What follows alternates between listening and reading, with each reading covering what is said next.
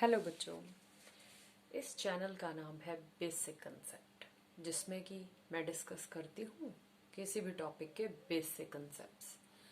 आज हम डिस्कस करेंगे basic concept of direct and inverse proportion. ये आपकी एनसीईआरटी की बुक के 8th क्लास में से लिया गया है। तो पहले हम डिस्कस करते हैं डायरेक्ट प्रोपोर्शन। सो आइए समझते हैं। सपोज आप बाजार से गए एक पेन खरीदने के लिए। अब आपने वो पेन खरीदा 10 रुपीज का। एक पेन खरीदा आपने 10 रुपीज का। अब आप चाहते हैं कि आप 10 पेन खरीद लें। तो 10 पेन खरीदने के लिए आपको how much money you spend, आपको कितने पैसे खर्चने पड़ेंगे? आपको 100 रुपीज खर्चने पड़ेंगे। तो जैसा कि आप देख रहे हैं कि पेन का अमाउंट बढ़ने के साथ एक पेन से 10 पेन बढ़ गए होने के साथ उसका प्राइस जो है वो भी इंक्रीज हो गया। मतलब एक वैल्यू बढ़ती है तो दूसरी वैल्यू भी उसके बढ़ने से इंक्रीज हो जाती है। इसे बोलते हैं डायरेक्ट प्रपोर्शन। तो चलिए लेते हैं एग्जाम्पल और समझते हैं इस टॉपिक को। Our first example is question number 1। Painters हैं, पेंटिंग कर रहे हैं, दीवारों पे पेंट्स कर रहे हैं। तो उन्होंने क्या किया कि ये हमें टेबल दिया गया है जिसमें कि हमें ये बताया गया है, कुछ हमें रेशो दी गई है कि रेड कलर की क्या रेशो डाली जाएगी और उसमें कितना बेस ऐड किया जाएगा। इन्होंने बोला कि रेड कलर डाल रहे हैं हम 1 पार्ट। रेड कलर डाला जा रहा है 1 पार्ट और उसमें बेस ऐड किया जा रहा है 8 पोर्शन। 1 स्कूप में 8 पार्ट बेस ऐड कर दिया जा रहा है। So this is the ratio. अब अगर रेड की प्रोपोर्शन, रेड डाला जाता है 4 टाइम्स, 4 गुना रेड कलर डाला जाता है, तो बेस कितना डाला जाएगा? वो भी 4 गुना ही डाला जाएगा। तो 8 4 जा 32। जितना रेड बढ़ रहा है उतना ही हमारा बेस इंक्रीज होगा। मतलब इनकी जो रेशो है वो इनकी सेम रहेगी हर एक केस में। इसे ही कहा जाता है डायरेक्ट प्रपोर्शन। अगर रेड कलर हो गया है हमारा, मान लेते हैं 12 पोर्शन आप रेड कलर के डाल रहे हो, तो हमारा बेस कितना हो जाएगा? अब रेड कलर कितना बढ़ रहा है? 12 गुना, 12 टाइम्स बढ़ रहा है। तो हमारा बेस भी कितना गुना बढ़ जाएगा? 12 टाइम्स बढ़ जाएगा। तो वो बन जाएगा 96। जितना आपका रेड कलर की कॉन्सेंट्रेशन बढ़ती जाएगी उतना ही आपका बेस का अमाउंट भी उतने टाइम्स बढ़ता जाएगा। अब अगर रेड कलर बढ़ा दिया 20 गुना, तो हमारा बेस भी कितना बन जाएगा? 20 गुना। 8 20 160। तो आई होप आप इस चीज को समझ गए होंगे। सो लेते हैं अब अवर नेक्स्ट एग्जाम्पल। हमारी अगली एग्जाम्पल है, अब हमें बोला गया है कि बेस है हमारा 75 मिलीलीटर। बेस है हमारा 75 मिलीलीटर। उसमें कितना रेड कलर डाला जा रहा है? 75 मिलीलीटर बेस में ऐड किया जा रहा है 1 part of red colour. 1 part of red colour. तो अब आप ये बताइए कि 1800 मिलीलीटर बेस में कितने पार्ट रेड कलर होगा? ये हमारा क्वेश्चन है। तो 75 मिलीलीटर में 1 पार्ट रेड कलर है, तो 1 मिलीलीटर में कितना रेड कलर होगा? 1/75 कम होगा। और 1800 में कितना हो जाएगा? 1/75 इंटू 1800 रेड कलर। इतने पार्ट ऑफ रेड कलर। और जब हम इसको सॉल्व करेंगे इसको सॉल्व करने पर वी गेट, आप इसको काट लीजिए, then you get 24 parts of red colour.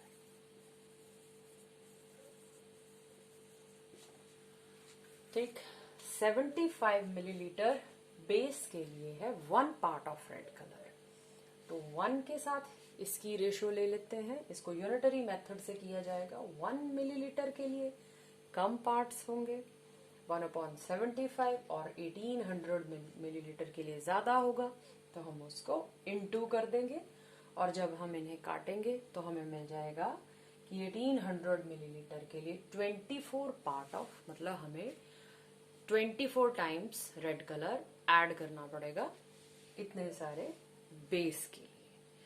तो आई होप आपको ये एग्जाम्पल भी समझ में आई होगी। चलिए देखते हैं, एक और क्वेश्चन देखते हैं। अगर किसी को कोई डाउट होगा तो उनको क्लियर हो जाएगा। माइक्रोस्कोप के नीचे देखने पर एक बैक्टीरिया है, जब उसके साइज को 50,000 टाइम्स 50,000 गुना उसके साइज को बढ़ा दिया जाता है, एनलार्ज किया जाता है, तो वो हमें दिखाई देता है 5 सेंटीमीटर का। अगर किसी बैक्टीरिया के साइज को 50,000 टाइम्स बड़ा किया जाता है माइक्रोस्कोप के नीचे, तो वो हमें दिखता है 5 सेंटीमीटर का। तो हम मान लेते हैं कि अगर उसको 1 टाइम्स एनलार्ज किया जाएगा, एक बार उसको एनलार्ज किया जाएगा, या फिर एक गुण उसको एनलार्ज किया जाएगा, तब उसका क्या आकार होगा? तो 5/50,000 सेंटीमीटर। 5 से 50,000 कट गए, हमारे पास आ गया 10,000। सो 1/10,000 सेंटीमीटर। अगर हम उसको 1 टाइम्स, मतलब उसको रिमेन एज सच, वैसे का वैसा ही रहने देते हैं, तो उसका असली जो आकार है, जो लेंथ है, वो हमें मिल जाएगी। और आपसे ये भी पूछा गया है कि उसकी लेंथ कितनी है, तो इसे आप इस तरीके से भी लिख सकते हैं 1/10⁻⁴ सेंटीमीटर, या फिर इस 4 को ऊपर ले जाएं तो ये बन जाएगा -4 सेंटीमीटर। अब ये क्वेश्चन का हो गया एक पार्ट कि उस बैक्टीरिया का साइज है 10⁻⁴ सेंटीमीटर। अब हमें क्वेश्चन का पूछा गया है दूसरा पार्ट कि अगर उसके साइज को आप 50,000 गुना बढ़ाते थे तो वो 5 सेंटीमीटर बन जाता था, पर क्या होगा जब आप उसको 20,000 गुना बढ़ा देंगे? जब हम उसके साइज को 20,000 टाइम्स बढ़ा देंगे तो क्या होगा? वो एक गुना बढ़ाने पर उसका आकार आ जा रहा था काट के 1/10,000। अब हमने उसे 20,000 गुना बढ़ा दिया, तो इंटू 20,000 कर देंगे, 0 से कट जाएंगी 0, तो ये आ जाएगा 2 सेंटीमीटर आंसर। मतलब 20,000 गुना उसको बढ़ाने पर उसका आकार आ जाता है 2 सेंटीमीटर का। आई होप बच्चों आपको ये क्वेश्चन समझ में आए होंगे। कुछ इतने मुश्किल ये क्वेश्चंस नहीं है, आप इनको प्रैक्टिस करते रहें, तब ये आपके लिए बहुत आसान हो जाती है। चलिए अब हम करते हैं एक और क्वेश्चन। क्या बताया गया इस क्वेश्चन में? Question number 4। आप वीडियो को पॉज करें और फिर इसको नोट डाउन कर लें या समझ लें। सो क्वेश्चन नंबर 4 देखते हैं। क्वेश्चन नंबर 4 में क्या बताया गया है कि एक मॉडल है, शिप का एक मॉडल है। सपोज ये हमारे पास एक शिप है जिसमें कि मैस्ट लगी है, पतवार लगी है। इस तरीके से ये एक मॉडल है, एक छोटा सा इसका आकार है, जिसमें मैस्ट लगी है 9 सेंटीमीटर की। 9 सेंटीमीटर की। और पूछा गया है टोटल शिप का आप साइज बताइए कि शिप का कितना साइज है जिसमें 9 सेंटीमीटर की मास्ट लगी हुई है। और हमें गिवन क्या है। किसी भी क्वेश्चन को करने से पहले दो चीजें देखा करिए, क्या गिवन है और क्या हमने फाइंड आउट करना है। तो हमें यहाँ तो पता है कि एक मॉडल दिया गया है जिसकी 9 सेंटीमीटर उसकी मास्ट दी गई है या पतवार दी गई है, और हमने क्या निकालना है, उसका साइज निकालना है। अभी एक चीज हमें और दी गई है, क्या दिया गया है, हमें एक्चुअल शिप के मेजरमेंट्स दिए गए हैं। एक्चुअल शिप जो असल में जहाज है वो कैसा है, ये बताया गया है कि 12 मीटर मास्ट है किसकी, जो एक रियल शिप है जो कि 24 मीटर साइज का है, 24 मीटर बड़ा है, और 12 मीटर है उसकी पतवार।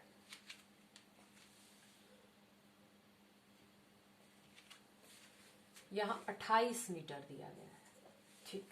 12 मीटर मास्ट है और 28 मीटर है उस बड़े जहाज का आकार। मीटर सेंटीमीटर से बड़े होते हैं, तो ये देखने से ही पता लग रहा है कि ये बड़े शिप के मेजरमेंट्स हैं, ये सिर्फ एक मॉडल है। सबसे पहला हमारा काम क्या होगा कि मीटर्स को कन्वर्ट कर देंगे हम सेंटीमीटर्स में। तो आइए 12 मीटर के बना देते हैं सेंटीमीटर। 1200 सेंटीमीटर की मास्ट है किसकी, एक 2800 सेंटीमीटर ऊंचे शिप की। तो अब यूनिटरी मेथड, 1 सेंटीमीटर मास्ट किसकी होगी, एक बहुत छोटे से आकार की, तो डिवाइडेड बाय 1200 कर देंगे। अब 9 सेंटीमीटर मास्ट किस शिप की होगी, 2800 अपॉन 1200 इंटू 9 सेंटीमीटर। 0 से कट जाएगी 0, आप इसको काट दीजिए।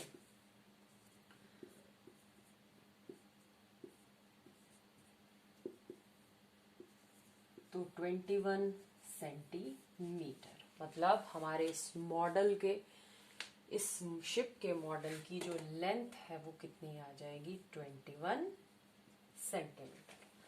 आई hope you understand the question and write down it.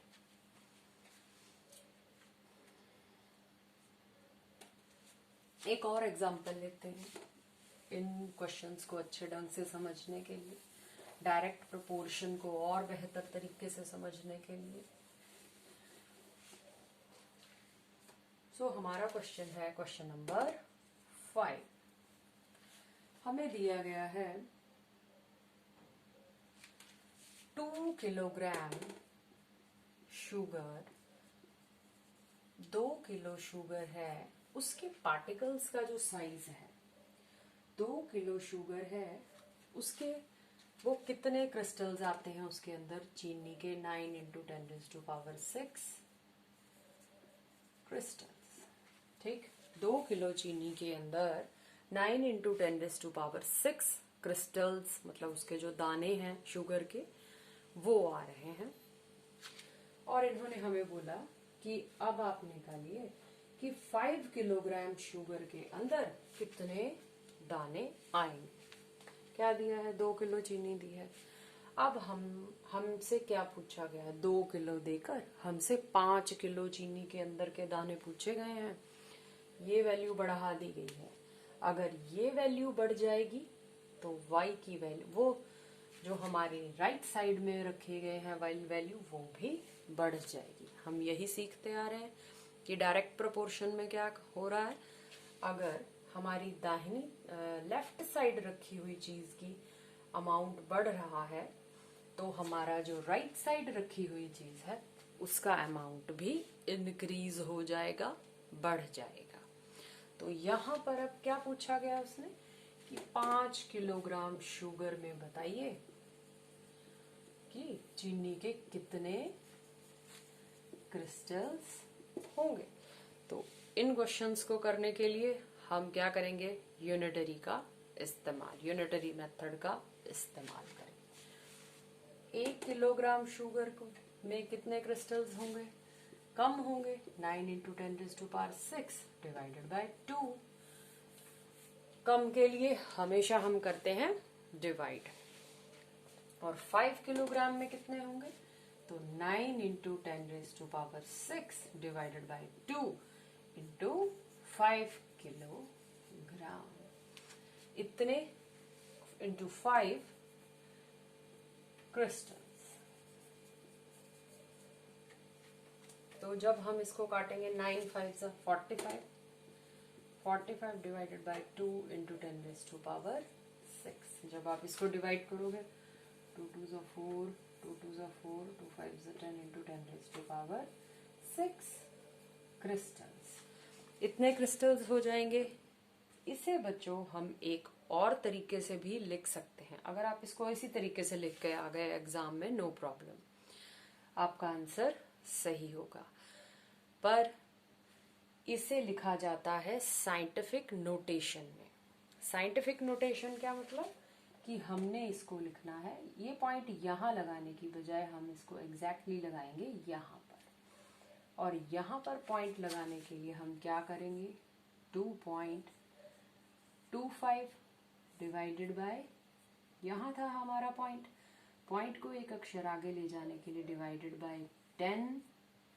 अगर 10 से डिवाइड करेंगे तो 10 से ही करनी पड़ेगी मल्टीप्लाई, और 10⁶ वैसे का वैसे ही पॉइंट आपका पहुंच जाएगा एक अक्षर आगे 2.25।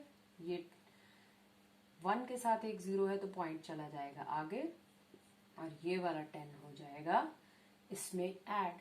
बेस इक्वल है 10 10, मल्टीप्लाई का साइन है, पावर्स ऐड हो जाएंगी तो 10⁷ क्रिस्टल्स।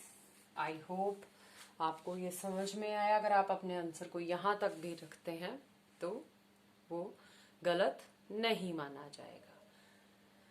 सो आई होप आपको ये पता लग गया होगा।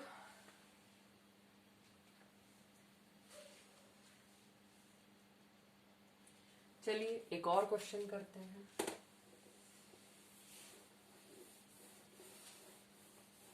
Question number 6। क्या है क्वेश्चन नंबर 6?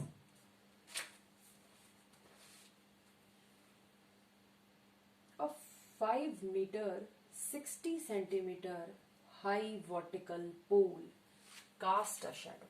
एक पोल है, एक खंबा है जो कि कितना लंबा है?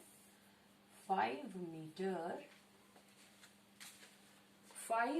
Metre 60 centimetre.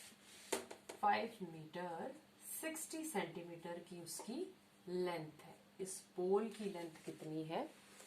5 metre 60 centimetre. अब ये जो शेडो बना रहा है, शेडो होती है परछाई, यहाँ पर सन है तो ये कुछ अपनी शेडो बना रहा है, अपनी परछाई बना रहा है। कितनी परछाई बना रहा है ये पोल अपनी? 3 मीटर 20 सेंटीमीटर लॉन्ग अपनी शेडो बना रहा है ये पोल, जो कि किसी ग्राउंड पे लगा हुआ है। इतनी अपनी शेडो बना रहा है, परछाई बना रहा है। अब आपसे पूछा गया है कि अगर length of the shadow cast by another pole, अब ऐसा ही एक और पोल है जिसकी लंबाई है 10 मीटर। 10 मीटर है,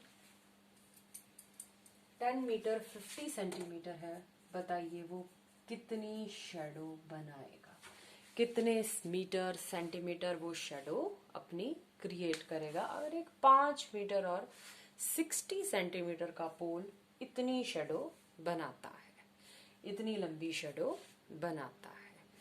तो आइए देखें क्वेश्चन को कैसे किया जाएगा। सबसे पहले यूनिट्स, कोशिश करेंगे यूनिट्स को हम सेम बना ले, एक जैसा बना ले। तो 5 मीटर और 60 सेंटीमीटर को हम लिख सकते हैं 560 सेंटीमीटर।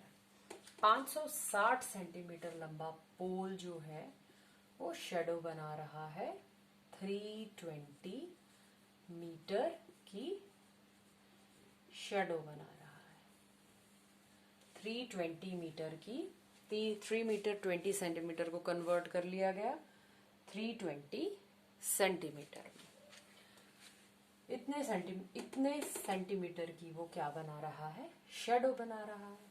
तो 1 सेंटीमीटर का पोल कितनी शेडो बना पाएगा, 320 divided by 560, come he shadow बना पाएगा वो। 1 सेंटीमीटर का पोल छोटा है तो छोटा ही आकार बना पाएगा।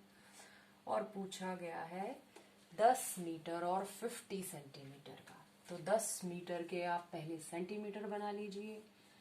1 मीटर में 100 सेंटीमीटर, ये बन जाएंगे 1000 सेंटीमीटर।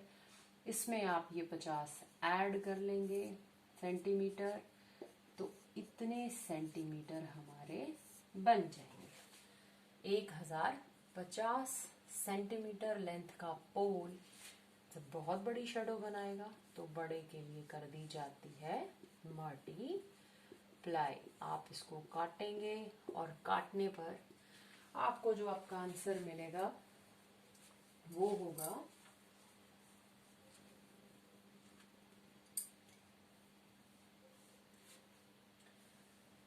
600 सेंटीमीटर। जो आपको आपका आंसर मिलेगा वो मिलेगा 600 सेंटीमीटर, जैसे कि आप लिख सकते हैं 6 मीटर आपका आंसर। आप इसे काट कर देख लीजिए, आपको आपका आंसर मिल जाएगा। ये तो हो गया, इस क्वेश्चन के 2 पार्ट्स हैं, तो आइए दूसरा पार्ट भी डिस्कस कर लेते हैं। आई होप आपको ये फर्स्ट पार्ट समझ में आ गया होगा। इसे जब आप काटेंगे तो आपको 600 सेंटीमीटर मिल जाएगा। तो इस क्वेश्चन का बी पोर्शन भी है। बी पोर्शन में क्या दिया गया है, बी पार्ट में हमें दिया गया है कि एक पोल की शेडो दी गई है। तो अब आप ये बताइए कि उस पोल की लंबाई कितनी है। अब हमें पोल की क्या दे दी गई है, परछाई दे दी गई है और उस पोल की हमसे लंबाई पूछी गई है। तो इस क्वेश्चन को हम कैसे करेंगे, अब हम सबसे पहले लिख लेंगे शेडो को और फिर हम लिख लेंगे उस पोल की लंबाई को। पहले हम लिख लेंगे उस पोल की शेडो को, तो जो पोल हमें दिया गया था पहले तो उसकी लिख लेते हैं शेडो। 320 सेंटीमीटर का जो पोल है वो 320 सेंटीमीटर की जो शेडो है उसके पोल की लंबाई है 560 सेंटीमीटर। ध्यान दीजिए, पहले हमने 560 सेंटीमीटर यहाँ लिखा था, पोल की लंबाई यहाँ लिखी थी। अब हम यहाँ हमने क्योंकि पोल निकालना है तो हमें जो गिवन है शेडो गिवन है, तो हम शेडो को इधर लिख लेंगे और पोल की लंबाई को उधर लिख लेंगे। तो इसी तरह से 1 सेंटीमीटर शेडो कितने बड़े पोल की होगी भाई, छोटे की होगी 320 सेंटीमीटर। और हमें दी गई है परछाई 5 मीटर लंबी परछाई दी गई है। 5 मीटर के बना लीजिए सेंटीमीटर, तो वो बन जाएंगे 500 सेंटीमीटर की परछाई है। कितने बड़े पोल का निर्माण करेगी, 560 इंटू 3/320 इंटू 500। 0 से कट जाएगी 0, आपका आंसर आ जाएगा 8.75 सेंटीमीटर। जैसे कि आप लिख सकते हो 8 मीटर 75 सेंटीमीटर लंबा पोल होगा इस शेडो का, जो कि 5 मीटर की शेडो है या फिर 500 सेंटीमीटर की परछाई है। So I hope you understand the concept of direct proportion. Next video में I will discuss inverse proportion और इसी तरह से आपको कई several examples करवाई जाएंगी. If you have any doubt, then write in comment box. So like the video and subscribe the channel. Thank you. Jai Hind, Jai Bharat.